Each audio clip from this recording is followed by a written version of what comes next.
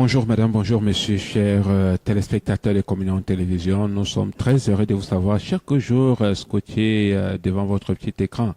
Bienvenue à Décryptons. Décryptons, une autre sortie. Décryptons, c'est avec notre personne ressource, l'apôtre Etienne Komgep, le père fondateur du ministère Appel à la communion avec Dieu. Avec lui, pendant une quarantaine de minutes, nous allons rentrer en profondeur pour en savoir un peu plus. Surtout, décryptons avec ceci des particuliers. Regardez les messages, revenez avec des questions. Vous pouvez les envoyer par SMS au numéro de téléphone qui défile au bas de votre petit écran. Apôtre, bonjour. Bonjour Simon, bonjour chers téléspectateurs, que la grâce surabonde sur vous. C'est un plaisir de vous savoir nombreux à écouter ce que le Saint-Esprit voudrait encore dire à ses enfants. Soyez bénis, nous sommes des humbles serviteurs. Écoutez la parole du Seigneur. Apôtre, comment vous allez? Très bien, par la grâce de Dieu. Voilà, nous sommes là cet après-midi, j'allais dire ce jour, parce que vous allez davantage nous entretenir sur le cœur de Dieu, sixième partie, le cœur du Père, plutôt dit, sixième partie. La sixième partie, mais avant d'arriver à la sixième partie, nous avons traversé la première, la deuxième, la troisième, la quatrième et même la cinquième. Apôtre, est-ce que vous, quand vous essayez un peu de voir l'environnement, le retour des téléspectateurs, cela vous pousse à comprendre que quelque chose est en train d'être fait? Évidemment, quelque chose se fait.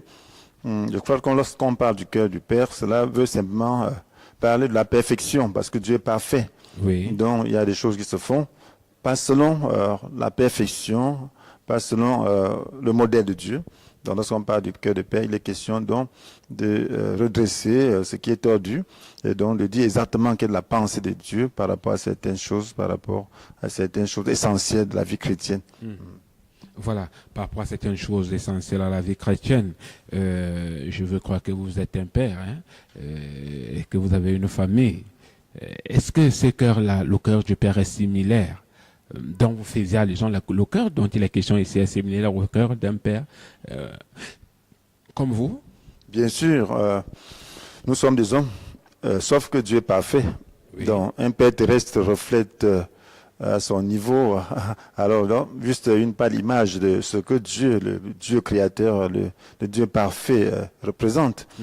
Parce que Dieu lui-même, lorsqu'il dit, il parle aux Juifs, il dit donc, aussi méchant que vous êtes, vous savez donner de bonnes choses à vos enfants, combien plus forte raison votre Père Céleste donnera-t-il le Saint-Esprit à ceux qui le lui demandent. Donc il dit que nous sommes méchants, nous sommes nés dans la méchanceté, nous sommes imparfaits, nous sommes incapables, mais nous manifestons quand même quelque chose d'appréciable, c'est de donner de bonnes choses à nos enfants.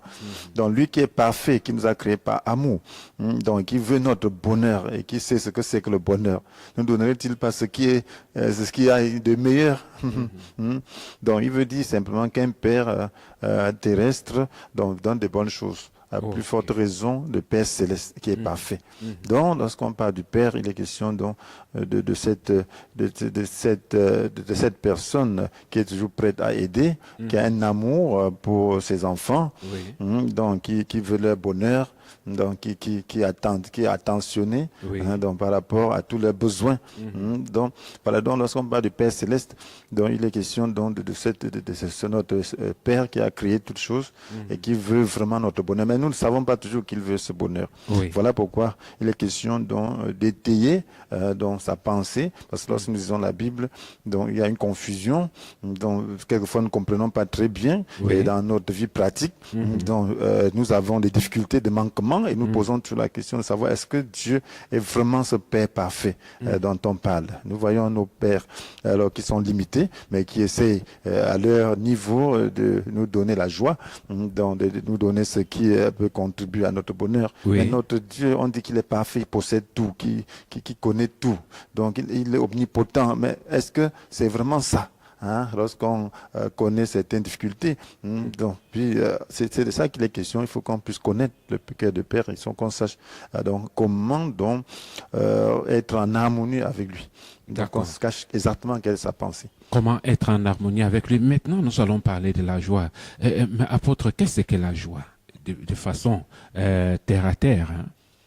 Bon, la joie, c'est le sentiment de bonheur. Le sentiment de bonheur, donc, de de satisfaction, de pleine satisfaction éprouvée donc, par une personne. Donc, mais limité dans le temps, c'est ce qu'on dit, éprouvé par une personne dont une aspiration, dont un désir sont satisfaits. Oui. Donc, c'est un sentiment de bonheur intense, de plénitude. Et maintenant, si cela est un sentiment de joie, en fait, si c'est un sentiment de bonheur intense, oui. Maintenant, quelles sont les sources, donc, les sources de la joie? Voilà, les sources de la joie, il y a plusieurs sources, ça dépend à quel niveau ça se trouve. Donc, je voudrais juste dire qu'il y a la joie selon la définition humaine, selon l'expérience humaine. Donc, on parle donc d'un sentiment de bonheur intense, de plénitude. Alors, limité dans le temps. Limité, c'est-à-dire qu'il faut que cela soit... Donc c'est limité, ça veut dire qu'on peut éprouver un sentiment que dans un certain temps, dans une certaine limite. Parce qu'un sentiment ne dure pas longtemps. À dire que tout de suite tu peux être dans la joie et après... tu es dans la tristesse. La tristesse. Bien sûr, ce qui se passe. Donc si on vit selon les sources de joie humaine. Voilà donc, qu'est-ce que l'homme éprouve comme joie lorsqu'il a un succès? On appelle ça occasion de joie lorsqu'il y a une naissance, une heureuse, lorsque la naissance se passe bien, on dit l'occasion de joie. Donc lorsqu'il y a un malheur, on dit l'occasion de tristesse, de malheur. Donc voilà ce qui fait que notre vie est faite de joie et de tristesse. Donc les sources de joie, c'est lorsque tu manges bien, c'est aussi un sentiment de gaieté, donc c'est de la bonne humeur. Lorsque tu manges bien, un bon plat, lorsque tu es invité à une fête et puis tu es bien servi, alors le visage rayonne, tu vas voir tout le monde, le visage rayonnant, parce qu'ils sont en train de satisfaire leurs désirs. Donc il y a plusieurs sources de joie. Les joies, on appelle les joies aussi la jouissance. Voilà, il y a des maisons de plaisir, des lieux de joie, donc, où les gens vont seulement chercher des plaisirs, chercher à s'épanouir émotionnellement, sentimentalement. Donc c'est un peu ça. Mais lorsqu'on parle de joie dans le sens divin, c'est-à-dire ce que Dieu veut de nous. Nous allons entrer là-dedans tout de suite. Nous allons entrer tout de suite, apôtre, mais le temps je vais revenir un tout petit peu sur ce que vous disiez tantôt, à dire que quand quelqu'un, le moment de joie de quelqu'un peut être très visible, de par son comportement. Bien sûr. Donc, c'est un état de satisfaction, donc voilà, qui se manifeste par la gaieté, la bonne humeur. Donc, lorsque tu es satisfait, lorsqu'il y a un résultat, d'examen, et que tu es admis. Tout de suite, on dit, il est dans la joie. Mais tu sautes. Et il y en a plus émotifs que d'autres. Je me souviens, à l'école primaire, lorsqu'on a lu le résultat du CPE, quand j'ai eu mon résultat, j'ai couru, et quelquefois à la fin d'année, donc lorsqu'on lisait, alors je courais, lorsqu'on lisait mon nom, c'est en pas de course que j'allais annoncer à mes parents, à toute vitesse. Donc, j'étais transporté de joie. Donc, c'est un peu ça. À ce temps-là, il y a un sentiment de bonheur intense, de plénitude. Donc, bref, tu te sens au zénith. Tu ne sais même pas que tu peux mourir à ce moment-là. Mais ça ne dure pas, c'est limité. Donc après, tu as faim. Lorsque tu as faim, tu oublies que tu avais un moment de joie. Peut-être quelqu'un t'insulte, ça devient plutôt un sentiment de haine. Donc ce n'est plus la joie. Donc on peut ravir la joie terrestre et émotionnelle facilement. Je me souviens lorsqu'on lit là, le livre de Esdras, vous vous souvenez de ce premier ministre donc, qui voulait exterminer tous les juifs simplement parce que c'était Aman. Parce qu'il était premier ministre, tout content, il avait quelque chose de très bien. Vous imaginez, il était honoré, il était la deuxième personnalité d'un royaume. Mais pourquoi il avait perdu sa joie? Simplement parce que juste une personne là qui n'a l'air de rien. Qui lui manquait du respect. Qui lui manquait du respect. Une personne qui n'avait aucune autorité, qu'on pouvait négliger, lui manque du respect. Et cela lui enlève toute sa joie. Donc voilà comment la joie émotionnelle, la joie de ce monde se manifeste. Donc ça ne tue pas. Maintenant, donc, à quoi consiste la joie selon Dieu, apôtre? Donc la joie selon Dieu, lorsque nous voyons la joie selon Dieu, Et selon le commandement qu'il nous donne, et selon certains passages de l'Écriture, nous voyons que c'est une joie qui découle de quelque chose de noble, donc, qui ne découle pas des choses physiques, mais qui découle de la compréhension spirituelle de certaines choses. Donc, il découle de la compréhension spirituelle de ce que Dieu est en train de faire et de notre position en Christ et de notre aspiration, bref, de notre espérance. Donc, la véritable joie divine repose sur l'espérance. Parce que la Bible nous dit l'espérance, qu'elle soit votre joie. Donc, ça repose sur la pensée qu'on a de Dieu. Ça repose sur la pensée que Dieu a de nous. Donc, lorsqu'on comprend cette pensée, alors elle peut être en joie. Mais maintenant, qu'est-ce qui caractérise cette joie? Parce que vous disiez qu'elle est différente de la joie des hommes, la joie que les hommes peuvent offrir. Qu'est-ce qui caractérise donc la joie selon Dieu? Voilà, ce qui caractérise la joie selon Dieu, alors c'est d'abord la révélation. Il faut avoir la révélation de ce que Dieu attend de nous. Et la révélation de ce que Dieu nous propose, de ce que Dieu nous promet. Et puis donc entrer en cela, dans ces révélations, et accomplir cela. Donc lorsqu'on entre dans la pensée de Dieu, et on commence à faire la volonté de Dieu, on a la joie. Donc, parce que le Saint-Esprit soutient cela. Et là, on est en connexion avec le royaume de Dieu, pour ne pas dire qu'on est dans le royaume de Dieu. Voilà, le royaume de Dieu, c'est un domaine qui est caractérisé par l'amour, la justice, la paix et la joie. Mais par le Saint-Esprit. C'est ce que nous dit Romains 14, verset 17. Le royaume de Dieu ne consiste pas à réglementer le manger, le boire, mais par l'Esprit à nous rendre justes, à nous donner la paix et la joie. Donc, voilà, la joie fait partie. Ça veut dire que si tu es dans le royaume de Dieu, ça veut dire que tu es dans une atmosphère de joie. Ça veut dire que la joie fait partie de ton privilège, de tes privilèges. Et cela est fait par le Saint-Esprit. Mais à vous entendre, je me rends compte que tout de suite, la joie selon Dieu est différente de celle selon les hommes, parce que les sources sont très différentes.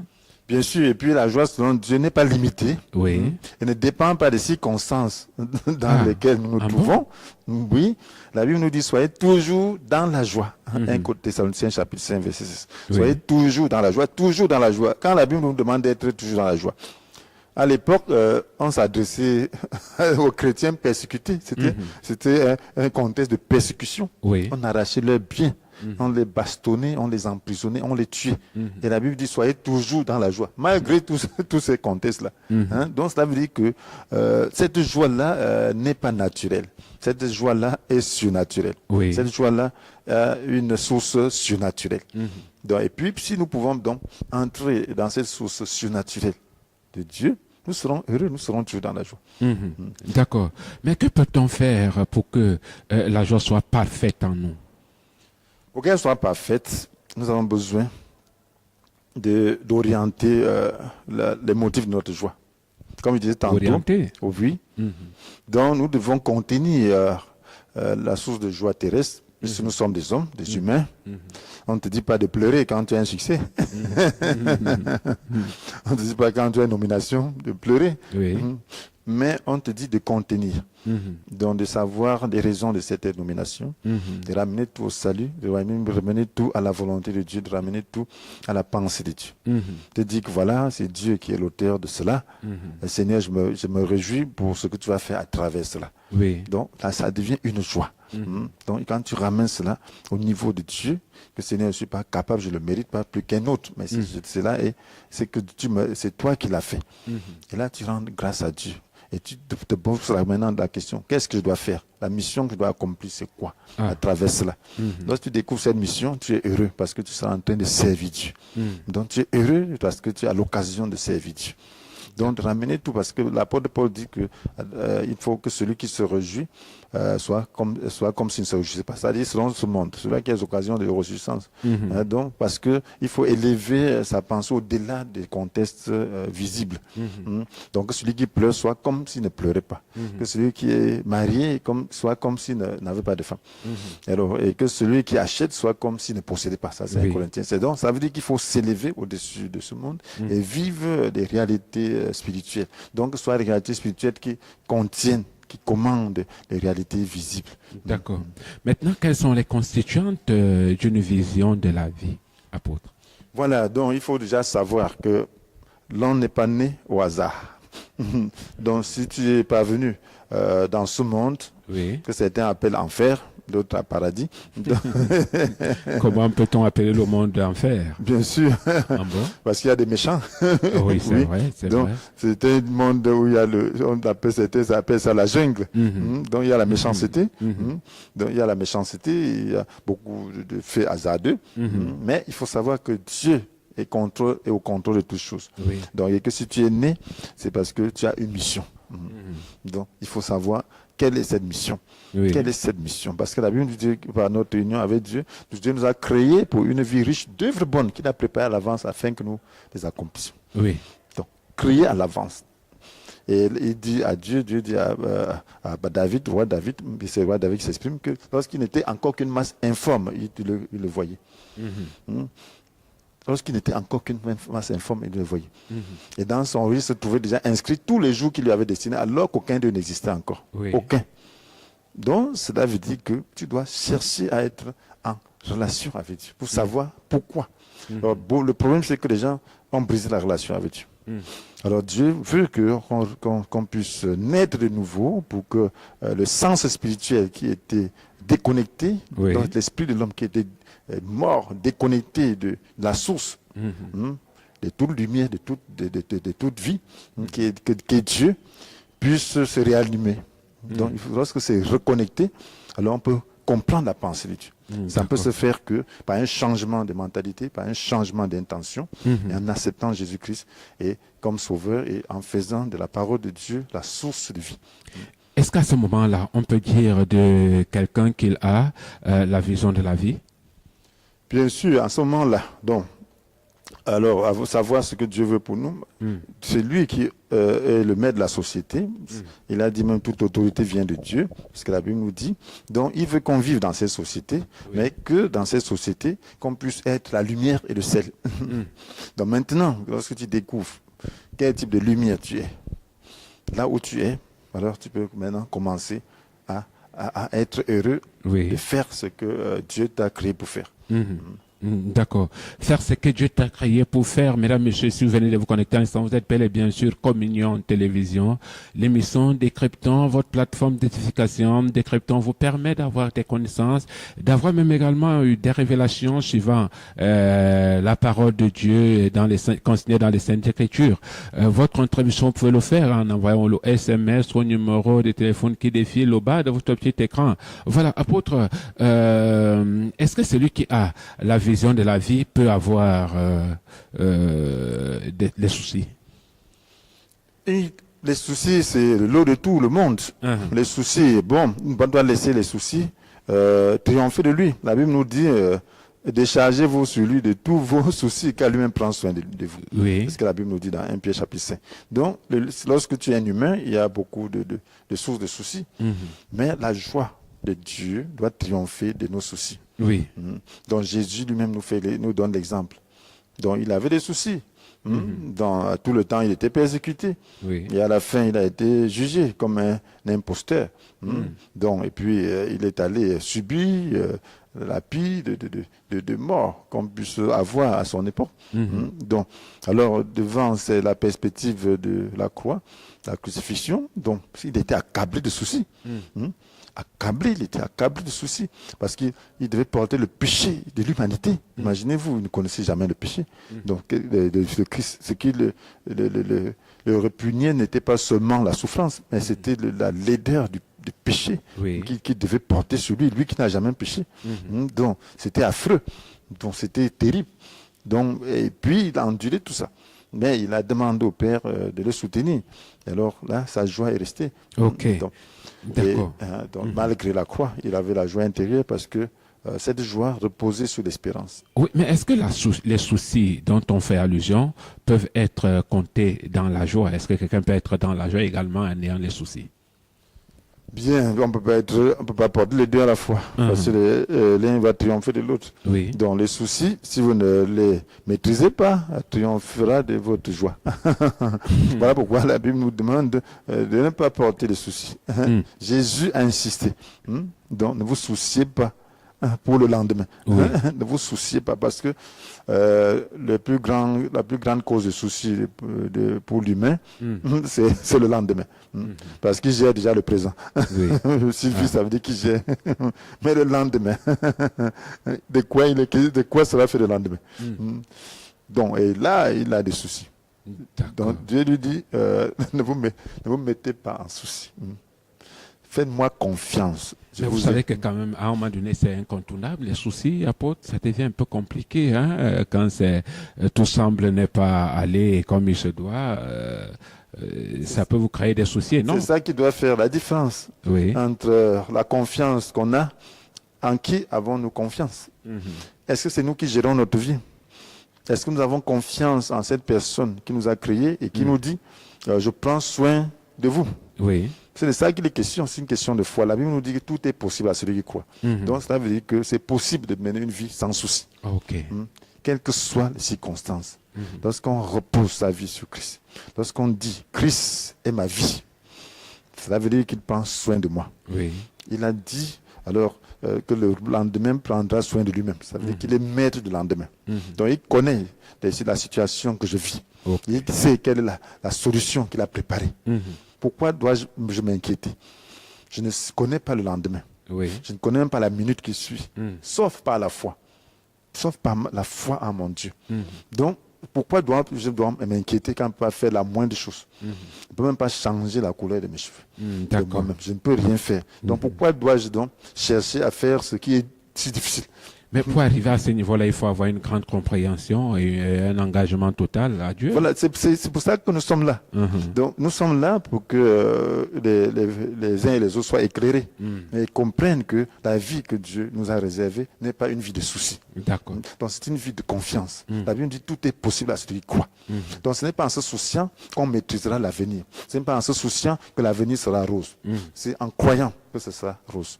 Il faut déjà vivre l'instant. Donc, ce n'est pas demain que tu vas bien vivre. Si tu es habitué à la vie de soucis, tu passeras toute ta vie sans bonheur. Puisque le lendemain, une question réglée, le lendemain, appellera un autre problème. Donc, il y a toujours un problème qui va toujours venir. Donc, ce qui fait que si tu n'arrives pas à jouir de l'instant, alors tu n'auras jamais de joie. Et même à la fin de sa vie, on a l'espérance. On soit les hommes qui connaissaient Dieu, dans la Bible. Nous voyons comment ils s'en vont de cette terre avec gloire, et donc comme un accomplissement, comme quelqu'un qui a vécu dans un pays étranger où il n'avait pas grand-chose, mais qui s'en va là où il a investi toutes choses. Ok. Voilà, maintenant, apôtre, il est tout de même nécessaire pour nous d'avoir une idée de la mission de Dieu. Quelle est la mission de Dieu sur terre? La mission de Dieu. Voilà. Lui, oui. Voilà. Donc, la mission de Dieu sur terre, c'est de nous donner le meilleur que nous pouvons avoir en vue de l'avenir. Donc, nous sommes de passage. La terre est comme un lieu je peux dire d'épreuve. Donc, un lieu où Dieu donne l'occasion aux uns aux autres de pouvoir se positionner pour le lendemain.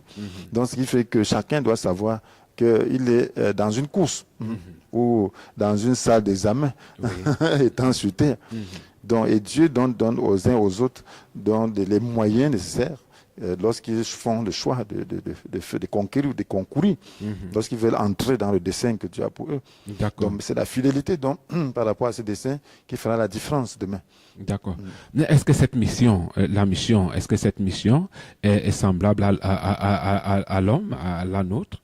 Est-ce qu'elle est identique? Est-ce que la mission est identique à la nôtre? C'est-à-dire que nous, en tant qu'hommes, est-ce que la mission de Dieu est identique à la nôtre, apôtre? Bon, on parle même de la mission de Dieu, ça veut dire qu'on peut parler, lorsqu'on parle de la mission de Dieu, c'est même trop dit. Puisqu'en réalité, Dieu n'est pas en mission, c'est nous qui sommes en mission. Ah, ok. Oui. Donc nous sommes en mission sur terre. Dieu existe éternellement. Donc il n'a ni commencement ni fin. C'est-à-dire que c'est lui qui nous donne une mission? C'est lui qui nous donne une mission. Ah, ok. Pour que nous puissions accomplir donc pour le bien de l'humanité et pour notre propre bien. Parce que que veut un père? Un père veut le bonheur de ses enfants, même des plus petits. Oui. Il veut toujours les réconcilier, il veut toujours les amener au changement. Si déjà nous, parents, en tant que parents, dans notre imperfection, c'est ce que nous voulons. Avec plus forte raison, Dieu. Et il a démontré en payant le plus fort, en donnant Jésus-Christ. Donc il n'y a pas meilleure manière de témoigner de son amour, d'exprimer son amour. Donc Jésus est venu pour réconcilier le monde avec Dieu. Donc le monde était égaré, donc le monde était dévoyé, donc Dieu réconcilie l'homme avec lui-même en Jésus-Christ.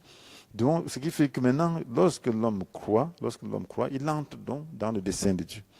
Et alors, comme Dieu est juste dans sa rétribution et puis bref dans son jugement, donc il donne aux uns aux autres la possibilité donc de pouvoir avoir une place demain dans son royaume, de manière objective. Ok, d'accord. Mesdames, Messieurs, nous allons prendre une petite respiration. On se retrouve tout de suite derrière.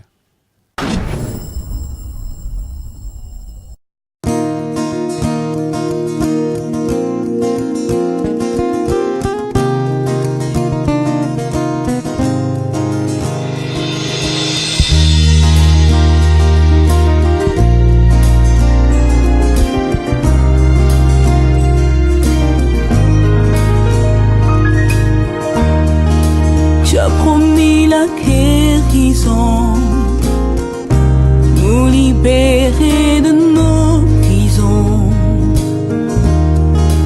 pouvoir vivre enfin libre. Tu es notre raison de vie. Délivre-nous, délivre-nous, envoie le Messie.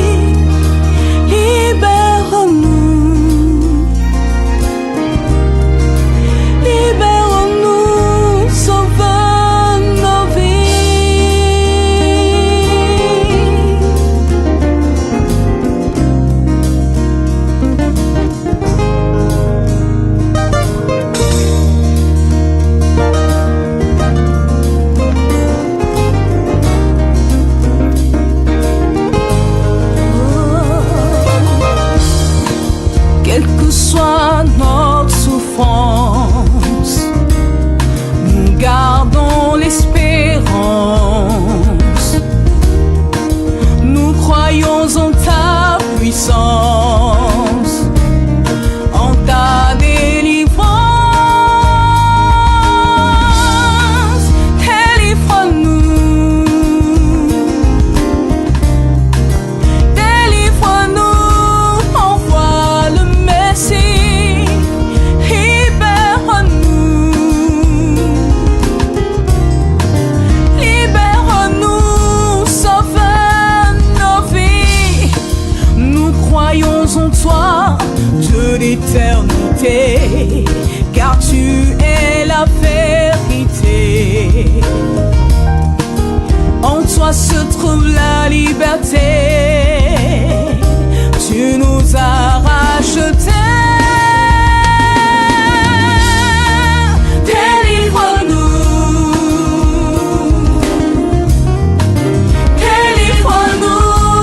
envoie le Messie. Libère-nous, libère-nous, sauve nos vies.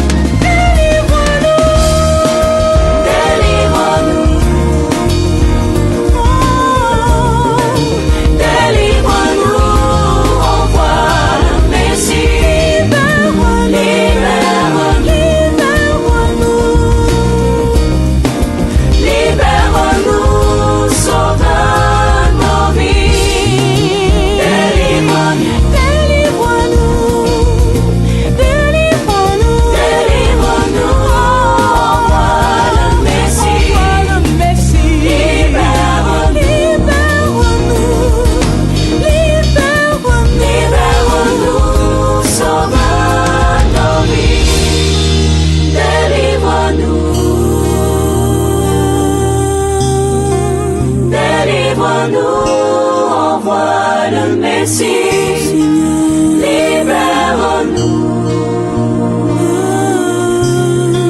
Libère-nous, sauve nos vies, délivre-nous. Délivre-nous, envoie le Messie, libère-nous.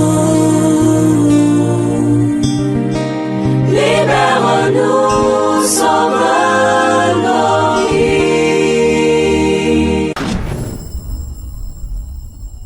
Retour dans ce studio après cette respiration, mesdames, messieurs, chers auditeurs. Vous êtes bel et bien sur Communion Télévision, votre mission décryptant. Apôtre, parlant de la mission, est-ce qu'elle est source de bonheur, la mission? Quand vous recevez une mission, selon Dieu, est-ce que c'est une source de bonheur? Bien sûr, puisqu'en réalité, lorsque vous avez la mission, donc vous entrez dans le cœur de Dieu, vous êtes fidèle, vous entrez dans le royaume de Dieu.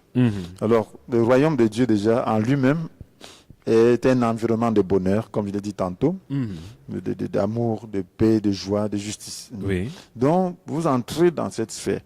Et si vous réussissez votre mission, si vous êtes en train de l'accomplir, vous serez heureux. Parce que vous serez dans cette atmosphère. Oui. Et puis, vous serez content de savoir que vous êtes en train d'aboutir à votre mission. Nous voyons le cas de Simeon. Donc, Simeon, lui, il avait une mission. Donc, c'était de voir le salut d'Israël. Il l'a vu. J'imagine que chaque jour, il est pied, que, oh Seigneur, ça vient quand? Oui. L'âge est en train de passer. Le temps est en train de passer. Ainsi de suite, je suis en train de prendre de l'âge. Donc, finalement, le voilà. Le Saint-Esprit le pousse vers le temple pour qu'il puisse voir l'objet de son attente, de sa mission. Lorsqu'il voit, il pousse un ouf de soulagement. Wow. Cette fois-ci, j'ai vu. Donc, je peux enfin partir. Je suis en fin de mission. Lorsqu'il est en fin de mission, il est content. Il sait là où il va. L'apôtre Paul, c'est de même. Il a mis toutes ses forces pour pouvoir accomplir la mission que Dieu lui a donnée. D'accord. Mais est-ce qu'il est possible, comment donc reconnaître sa vision, apôtre, en tant qu'homme? Donc c'est simple.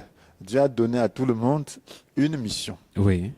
Lorsqu'il a dit à ses disciples, dans Matthieu 28, verset 16, tout pouvoir m'a été donné dans le ciel et sur la terre. Allez, faites de toutes les nations mes disciples. Disciples baptisez-les au nom du Père, du Fils et du Saint-Esprit et enseignez-les à observer tout ce que je vous ai prescrit. Donc, d'aller faire. Donc, notre mission, tout le monde a une mission terrestre. C'est d'annoncer le salut.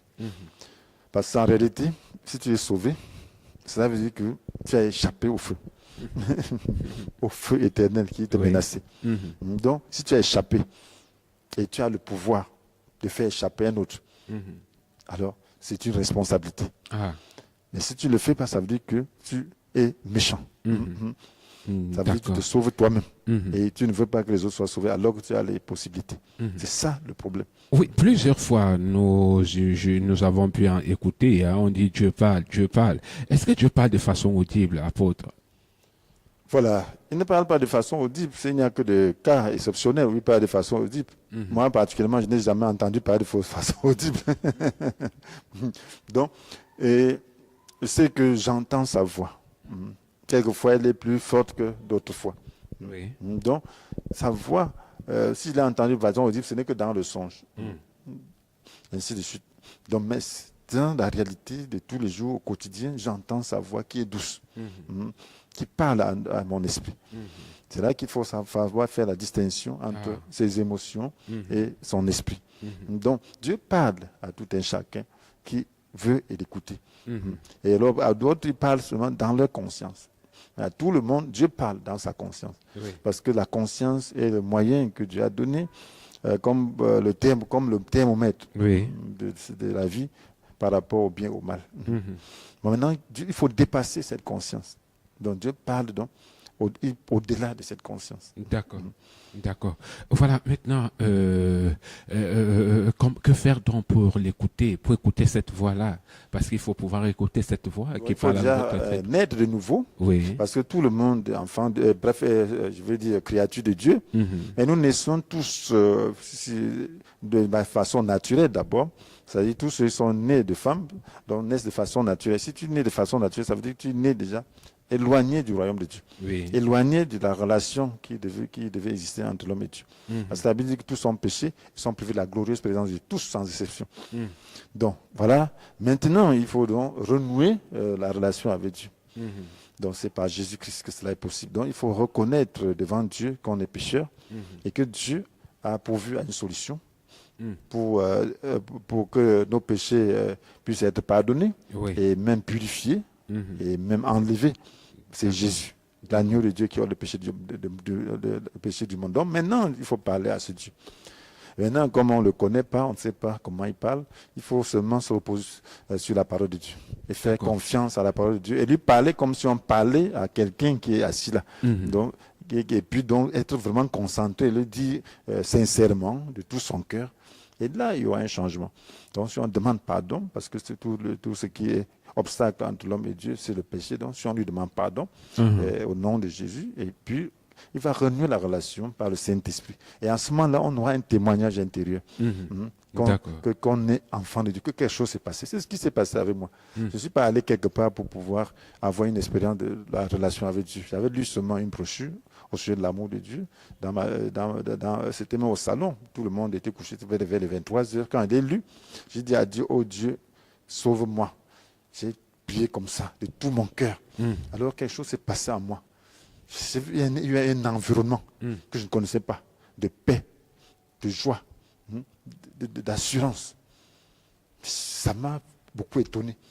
Donc, à partir de là, j'ai commencé à avoir un témoignage intérieur que quelque chose s'est passé en moi. Oui, mais à partir de ce moment-là, on n'a plus d'intérêt à regarder à l'autre. Hein? Donc, à partir de ce moment-là, on est tellement content. Puisqu'en réalité, ma vie n'avait pas de sens. Oui. Mais quand j'ai eu cela, j'ai compris, j'ai eu le goût de vivre. Parce qu'avant, je n'avais pas le goût de vivre. Donc, j'ai eu le goût de vivre. Je me suis dit que bon, mais je n'avais plus de connaissances, je n'avais pas assez de connaissances. Je me suis dit, bon, ces gens qui m'ont traité, si c'est la même expérience qu'ils ont, alors, je vais me joindre à eux. Je ne savais pas où ils se trouvaient. Mais finalement, peut-être dans un mois, j'ai pu retrouver les traces. Donc, c'est un peu comme ça s'est passé.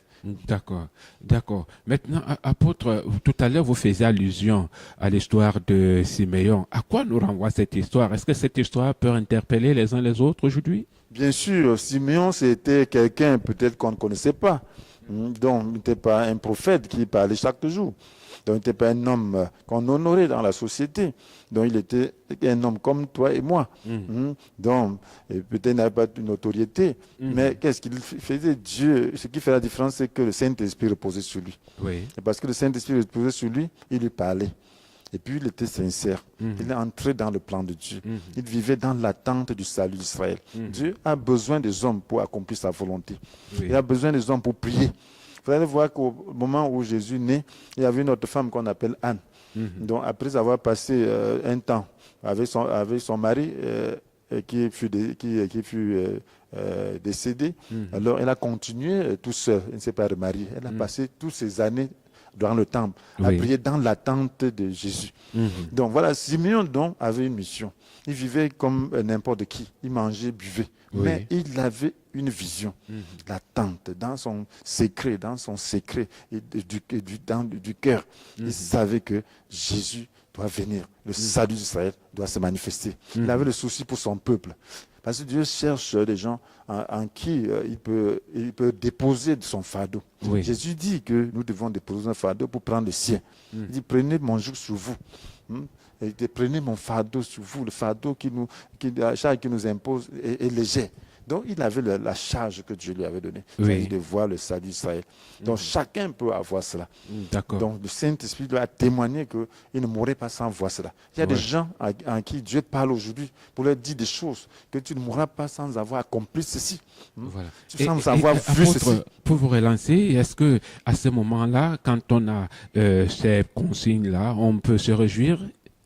Bien sûr, c'est une joie. Mhm. Vous voyez ce que Dieu avait dit c'était à Ézéchias. Mhm. Qu'est-ce qu'il avait dit? Il était malade, il a guéri miraculeusement et Dieu lui a donné 15 ans de vie. Qu'est-ce qu'il n'a pas fait? Il a fêté. Oui. Il est devenu orgueilleux plutôt. Donc cette joie l'a poussé à l'orgueil. Moi, j'ai 15 ans à vivre. Ouais. Alors donc, c'est dit que c'est une joie de savoir que le grand Dieu te confie une mission. Oui. De savoir que le grand Dieu voit ce que tu fais et puis prend note. Mais qu'est-ce qu'il y a de plus grand que ça? Oui, mais dans le monde physique, quand on dit le président de la République a signé ceci pour te nommer ceci, mais qu'est-ce qu'il y a? Mais ça, c'est la gloire totale. Et même par la petite, le président, une nomination, Mais quel que soit les cas. Mais il dit, j'ai le décret présidentiel. C'est le président qui a signé. Mais quand c'est Dieu lui-même qui a signé maintenant, mais on devrait être fiers. D'accord. Voilà. Maintenant, apôtre, est-ce que cela passe forcément par une souffrance? Pour arriver à ce niveau-là, est-ce qu'on doit forcément passer par une souffrance? Parce que vous avez fait allusion de cet homme de Dieu qui avait souffert, qui a été guéri miraculeusement, et en plus il est entré dans la joie parfaite. Est-ce que cela passe forcément par une souffrance quelconque? Est-ce qu'on doit passer par une souffrance pour avoir cette joie-là, pour à un moment donné rentrer dans la joie? Bien, il faut savoir déjà que notre vie terrestre est faite de souffrance. Oui. La fête de souffrance, Dieu le sait, Jésus le sait. C'est pour ça qu'il a dit que heureux serez-vous quand les hommes vous insulteront, vous persécuteront, donc répandront sur votre compte de toutes sortes de calomnies à cause de moi. Donc, alors là, il dit, réjouissez-vous alors. Alors, réjouissez-vous Oui. et soyez heureux. Pourquoi? Parce qu'une magnifique récompense vous attend dans le ciel. Donc la souffrance est le lot de tout le monde. Mais la souffrance ne doit pas enlever la joie. Il y a des souffrances, plusieurs types de souffrances. Il ne faut pas souffrir à cause des péchés, il ne faut pas souffrir à cause des actes, mais il faut souffrir à cause de Christ. Bon, si tu souffres à cause de Christ, c'est une cause noble. Donc, mais maintenant, il ne faut pas souffrir parce que tu manques de foi. Donc, il faut avoir la foi. Donc, mais si tu souffres parce que c'est nécessaire pour ton brisement, c'est nécessaire pour ton évolution spirituelle, c'est une bonne chose. D'accord, c'est une bonne chose. Mais quel est le minimum que chaque enfant de Dieu doit avoir? Quand on parle d'enfant de Dieu, on voit le salut. Oui. Donc, tu ne peux pas être enfant de Dieu et ne pas être sauvé. Donc, un enfant de Dieu, c'est celui-là qui a ce minimum qui est le salut. Parce qu'on parle de récompense. La récompense est par rapport aux actes fidèles que tu as accomplis étant sauvé. L'apôtre Paul parle de différents matériaux de construction. Donc la base, c'est le Seigneur Jésus. Donc lorsque tu as le Christ, cela suffit. Maintenant, ayant le Christ, tu peux vivre comme tu entends. Bref, je ne veux pas dire vivre dans le péché, mais par rapport à la volonté de Dieu, par rapport à la mission. Certains ne cherchent même pas à savoir la mission pour laquelle Dieu les a appelés dans sa maison. Donc ils vivent comme ça, comme ils entendent. Non, ils gèrent leur vie. Et comme ils entendent, ils ne veulent pas écouter, même ce que la Bible dit. Donc, bref, il reste lui-même. Il ne fait pas de Jésus son Seigneur. Il ne dit pas que dois-je faire. C'est lui qui décide de ce qui est bon, de ce qui n'est pas bon. Par rapport à la volonté de Dieu.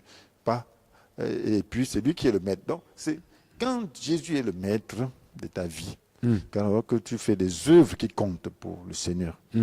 Mais en tant qu'enfant de Dieu, même si tu n'es pas un enfant soumis à Dieu, tu as quand même le minimum de salut. Donc, tu dois quand même te réjouir du salut. D'accord, d'accord. Voilà, maintenant, apôtre, parlant de la foi, y a-t-il une fausse? Bien, aujourd'hui, on trouve la fausse foi, comme de toujours. Vous voyez, dans les lettres de Paul, nous voyons des gens qui avaient la fausse foi. Bon, ils peuvent manifester un certain zèle, mais c'est d'apparence, avec des motivations complètement déplacées. Nous voyons Judas, parmi les 12 disciples de Jésus. Il est allé chasser les démons, guérir des malades. Il était parmi ceux qui se réjouissaient. Que Seigneur, même les démons nous sont soumis en ton nom. Mais qu'est-ce qu'il faisait? Ses œuvres ne reflétaient pas les œuvres de quelqu'un qui croit réellement. Oui. Et pour cela, donc, c'était la fausse foi. Donc, mais autour de Jésus, on pouvait penser que c'était un vrai serviteur de Dieu. Donc, c'est pour ça que Jésus a dit que plusieurs chasseront des démons, feront des miracles, des guérisons, des miracles, mais ils seront très contents de vouloir les rencontrer. Ils ont prophétisé même. Prophétisé a dit parler de la part de Dieu, donc quelque chose de juste. Oui. Donc, par un don spirituel. Donc, et puis, il va leur dire, allez-vous-en, vous qui commettez le mal. Donc, ça veut dire qu'ils avaient une fausse foi. Pas une foi qui sauve, mais une foi qui manifeste des dons spirituels, qui manifeste de la puissance au nom de Dieu. Mais apôtre, ça c'est une dernière question. Que faire donc pour faire triompher la joie? Pour faire triompher la joie, il faut avoir toujours le bon motif de la joie. Le Seigneur nous dit, il avait dit à ces gars qui l'a envoyé chasser, les démons, et opérer des miracles, pour annoncer la bonne nouvelle. Ils étaient motivés par le fait que les démons étaient soumis, motivés par le fait qu'ils étaient des canaux par lesquels les miracles sont accomplis. Oui. Jésus a dit, attention, ça c'est une mauvaise motivation. Cette joie-là n'est pas pure. Il est vrai que vous avez donné le pouvoir de marcher sur les serpents, les scorpions, d'écraser toutes les forces de sans que rien ne puisse faire du mal. Mais toutefois, ce qui doit vous réjouir, ce n'est pas de voir que les esprits mauvais vous sont soumis, mais de savoir que vos noms sont inscrits dans le ciel. Donc, c'est le fait de savoir. Savoir, avoir la révélation de qui tu es, de ce que tu es comme enfant de Dieu. Avoir la révélation de la récompense future. Avoir la révélation de ton salut. C'est ça qui doit être le motif de ta joie. D'accord. Voilà, apôtre, merci d'avoir répondu présent à notre invitation. Qu'est-ce que vous pouvez dire en 30 secondes à nos téléspectateurs? Je voudrais seulement le dire que le salut est une réalité. Et il faut avoir le témoignage, parce que la Bible nous dit dans Romains chapitre 8, verset 16, que l'Esprit de Dieu, en accord avec notre esprit, nous témoigne ensemble que nous sommes enfants de Dieu. Il faut avoir ce témoignage. Et si tu n'as pas ce témoignage, alors il faut rechercher ce témoignage, il faut chercher le salut, il faut demander au Seigneur de te pardonner, de te purifier par son sang, de te donner son Esprit Saint, et tu l'auras de toutes les façons. Que le Seigneur vous bénisse. Mesdames, Messieurs, décryptons de ce jour entre en gare. Merci à toute la forte équipe technique. Mesdames, Messieurs, contact vocal SP Bouma. J'ai signé. Ciao. Merci.